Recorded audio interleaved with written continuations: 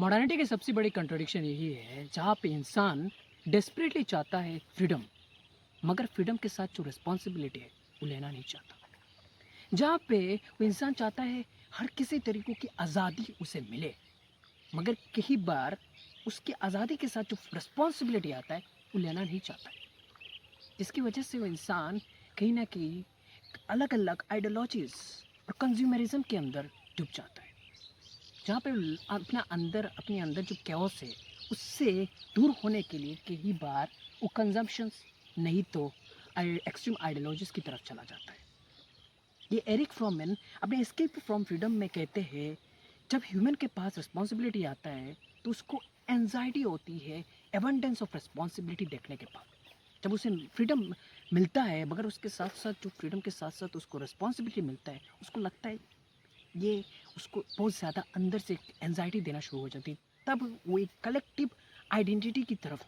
चला जाता है, नहीं तो एक नाइलिस्ट पैसिविस्ट बन जाता है, जो आज की मॉडर्न सोसाइटी की एक रियलिटी बन चुकी है। कई बार आप देख सकते हो कि बहुत ज़्यादातर लोग अपने आप को आजकल नाइलिस्ट क्लेम कर रहे हैं और अपने आप को कहीं ना कहीं एक इंडल्ज कर रहे हैं कंज्यूमरिज्म की तरफ, जहाँ पे वो पैसिव हो चुके हैं, गवर्नमेंट को क्रिटिसाइज भी कर रहे हैं, सोशल पॉलिटिकल इश्यूज भी क्रिटिसाइज कर रहे हैं, not in the sense of वो कुछ चेंज करना चाहते हैं, बट इसीलिए कर रहे हैं कहीं ना कहीं अपने अंदर की कैओस को फिट करना चाह रहे हैं। वो कहीं ना कहीं अपने आप को इंटेलेक्चुअल फील कराना चाह रहे हैं, वो कहीं ना कहीं अपने आप को खो देना चाहते हैं, मगर इस चक्कर में वो अपने आप को ही कहीं ना कहीं खो दे रहे हैं। इनलाइटमेंट पीरियड इस आइडिया को प्रमोट करा है, आपके पास किसी भी तरीक़ों का आइडियाज़ को चूज़ करने की ताकत है, but the point is that उसने ये फ्रेमवर्क नहीं दिया है कैसे हम एक आइडियाज़ को चूज़ करें, किस बेसिस में आइडियाज़ को चूज़ करें। एनलाइटमेंट थिंकर ने एक्सटर्नल फ्रीडम तो दे दिया है पर इंटरनल फ्रीडम हमें मिला नहीं।